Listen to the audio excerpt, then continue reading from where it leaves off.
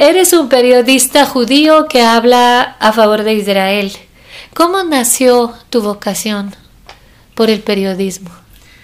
Yo creo que desde que yo era niño, yo decía que quería ser periodista porque mi padre, que no era periodista, era un industrial, tenía una especie de obsesión con el periodismo. Compraba muchos periódicos y justo hubo una revolución democrática en Portugal cuando yo era, donde yo nací y vivía, cuando yo era niño. Y vi el respeto profundo que él tenía por ellos y vi el poder que ellos tenían en la época esta de fin de dictadura e inicio de la democracia. Y yo creo que ellos los periodistas. Y noté realmente que los periodistas tenían una influencia brutal. Y de alguna forma yo creo que toda esa lucha por la democracia en esa época, en los años 70, tuvo mucha influencia sobre mí. Y cuando llegué a Israel, y era estudiante de la universidad, y fui a ver al rector. Yo era muy jovencito, tenía 17, 18 años, y le pedí para crear un periódico. Y me dijo, ¿y qué quieres hacer en ese periódico? Te voy a contar algo que creo que nunca lo conté a un medio de comunicación. ¿Qué quieres hacer con ese periódico? Dije, por ejemplo, entrevistar personalidades. Y me dice, ¿y qué personalidades vas a entrevistar? Le dije, yo sé que Golda Meir, se me ocurrió, vive aquí cerca de la universidad. Y ella se había retirado. Y me dice, ¿tú vas a entrevistar a Golda Meir? Le dije, ¿puedo intentar? Y él dice, bueno, si tú consigues, allá tú, hacemos un periódico. Yo salgo de allí y digo, ¿qué lengua más larga tienes? Pensando yo, ¿qué le digo de Golda Meir? No sé ni dónde vive. Y empecé a preguntar y me dijeron, vive en tal calle, en una casa muy modesta y esto. Me fui a la calle y veo que hay una sola casa que tiene un guardián en la puerta. Y fui y digo, Shalom, quiero hablar con la señora Meir. Y el guardián me dice, sí, marca cita con la secretaria. Y yo le digo, no, pero de verdad quiero hablar con ella, ¿es posible? Dice, no, claro que no, está en su casa, pero no es posible. Y se escucha una voz de la cocina. Mi Sham, que quiere decir, ¿quién está allí? Y yo le digo, soy un inmigrante de aquí, que estoy de la universidad, un estudiante. Y ella dice, pasa. El guardián me mira con cara de odio y yo me meto y ella me sienta en la cocina, estaba haciendo galletitas en la cocina y durante 1 hora y media me tuvo allí. Pero el problema fue que en vez de entrevistarle yo, me entrevistó ella a mí. Y lo que ocurrió fue que fue una experiencia fascinante. Se me olvidó grabar porque no tenía nada, yo no creía que iba a poder hacer una entrevista, no tenía ni papel. Entonces cuando salí de allí digo, ¿y ahora qué hago? Me senté, reproduje la entrevista, fui al rector y le dije, ve, tengo la entrevista con Golda Meir. No se lo creyó, lo verificó y vio que era verdad. Y así empecé con un periódico en la universidad y el resto es historia. Pero luego, de alguna manera, gané una reputación de que era honesto. Y sobre todo yo en esa época representaba, aún lo hago, pero entonces era nuevo, Antena 3, que es una cadena nacional española importante. Y España es muy importante en el mundo árabe en general, tiene mucha influencia. Y yo creo que gané una cierta credibilidad que se fue construyendo poco a poco y que me permitió conseguir entrevistas con gente que representa organizaciones que ni aceptan el Estado de Israel, pues de ninguna manera, ¿no? Y realmente entrevisté líderes, todos los líderes de Hamas, de la Yihad Islámica, hermanos musulmanes de Egipto, de Siria, de Jordania, y mantuve un contacto y lo que me dio a mí un acceso a información muy buena y de mucho valor a lo largo de todos estos años.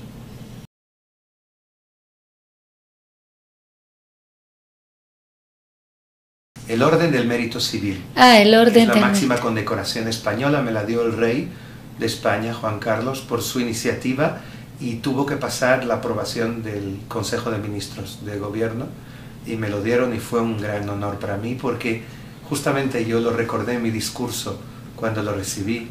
Mi familia materna es una familia sefardí, Ben Arroz, que sabemos incluso cuando llega a España en el año 1300 y pico, llega un antepasado mío de Worms, actualmente en Europa Oriental, de Alemania, llegó allí y vivió en Barcelona, vivió en Toledo, y realmente conté toda esta historia de esta familia, que luego fue expulsada en 1492 y pasó a Tetuán, a Marruecos, y en la primera oportunidad que tuvo a principios del siglo XX volvieron a España y tenían mucha conexión con España, y dije, de alguna manera, el que el rey de España, el descendiente de los que expulsaron a mi familia, me dé la Orden de Mérito Civil, cierra un círculo personal y familiar, y fue emotivo para mí. España es uno de los países más antisemitas.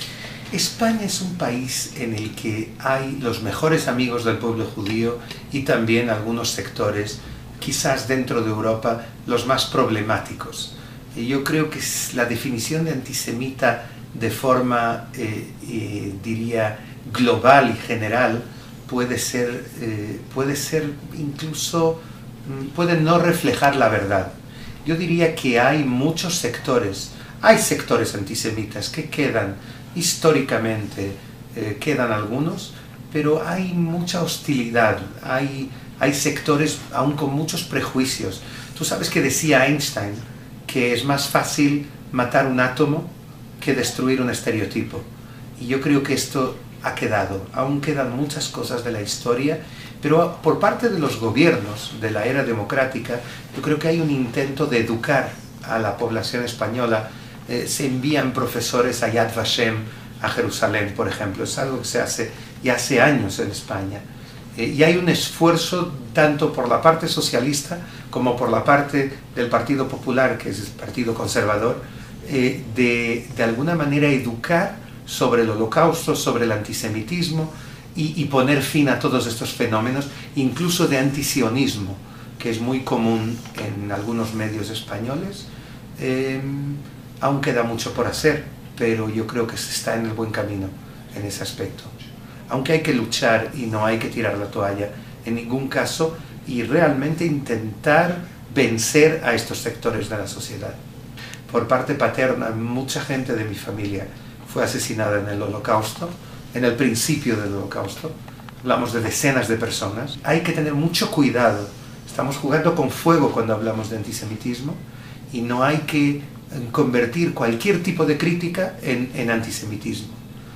Hay que apuntar contra aquellos que realmente son sectores antisemitas, porque eso tiene que ser prohibido. Ayer fue el Día Internacional de Memoria a las Víctimas del Holocausto, y cada año dicen nunca más, y de repente el presidente de Irán sale en la misma tribuna de la ONU y dice hay que borrar a Israel del mapa, y hay gente que le aplaude. ¿Tú cuál es tu opinión? Eso es parte del fenómeno. Es terrible que haya un país, miembro de la ONU, que amenace con borrar de la faz de la tierra a otro país de la ONU. Es algo que no tiene precedentes. Y el mundo tiene que entender que con gobiernos como esos no hay cualquier posibilidad de diálogo. O sea, con gobiernos como esos hay que encontrar otras fórmulas para poner fin a este tipo de gobiernos y a este tipo de poderes, como el islamista de Irán. Y de hecho yo creo que se empieza a sentir incluso dentro del propio Irán. Yo tengo contactos con la oposición iraní y veo que está creciendo. Me dicen que 90% de la población de Irán se opone al régimen de los ayatolás. y están haciendo todo tipo preparando todo tipo de manifestaciones contra el régimen. Y mira, me dice el presidente de Israel, Shimon Peres, que la pregunta es ¿qué va a llegar antes? ¿La bomba nuclear que Irán intenta conseguir o la revolución dentro de Irán? Y yo espero que sea la revolución y un cambio político y una auténtica primavera dentro de Irán que permita la democratización del país. Otra gente está esperando a que Israel ataque Irán, como que muchas veces esperan que Israel haga el trabajo sucio del mundo. ¿Y tú crees que Israel llegue a atacar Irán? Israel tiene todo preparado porque lo que está en juego es la existencia de Israel. Los propios miembros de la oposición iraní, y hablo concretamente de un desertor, un cónsul en Oslo, que desertó hace 3 años y que está siendo protegido por los noruegos. Y yo le encontré hace unos días en Oslo. Y él me dice que él cree que este régimen no dudaría en usar armas nucleares. Sea verdad o sea una exageración, yo creo que Israel no se puede permitir el correr ningún riesgo, porque lo que está en juego es la existencia de Israel como Estado. Israel es un Estado muy pequeño y un ataque no convencional sobre Israel sería algo terrible, algo que no quiero ni pensar en las consecuencias de ello. Sin embargo, el problema de Irán y el problema del proyecto nuclear iraní, y esto es un punto muy importante, no es un problema de Israel solamente, es un problema del mundo árabe, del mundo musulmán y de Occidente, y yo creo que de todo el mundo. Hoy por hoy Irán está desarrollando misiles que amenazan no solamente a sus vecinos del Golfo Pérsico, a los que podría intentar robar su petróleo, sino que amenaza a Israel y amenaza varias capitales europeas, y hay incluso un misil, el Shihab 6, que está siendo desarrollado, que tiene un alcance de 12.000 kilómetros. ¿Qué son 12.000 kilómetros? Es la exacta distancia entre Irán y Estados Unidos. O sea que el problema de Irán no es un problema israelí, es un problema mundial, es un problema global, y la solución tiene que ser global y mundial. Yo creo que la única solución debe de ser una coalición internacional que intente poner fin a este peligro y a esta amenaza, que es una amenaza para toda la humanidad.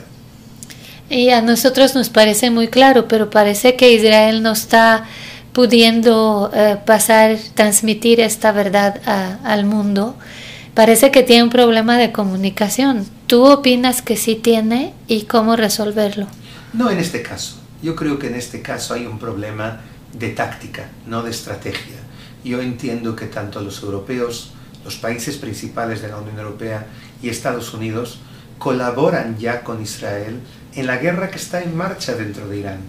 Hay una guerra, y no te estoy contando ningún secreto, hay una guerra de servicios de inteligencia de varios países dentro de Irán, que es lo que de hecho ha permitido que se postergase el día en el que Irán tenga capacidad y conocimientos para fabricar una bomba atómica. Hay todo tipo de explosiones misteriosas que ocurren en Irán y te aseguro que son varios. Pues apenas, ¿no?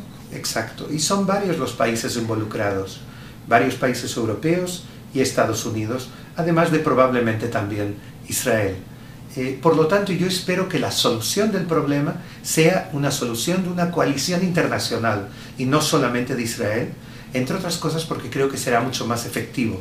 Un ataque militar israelí hoy en día no haría más que postergar el problema a lo mejor por 1 o 2 años y provocar una reacción iraní que sería contra Israel, lo que sería bastante problemático. Claro que a lo mejor no queda otra alternativa en un momento determinado.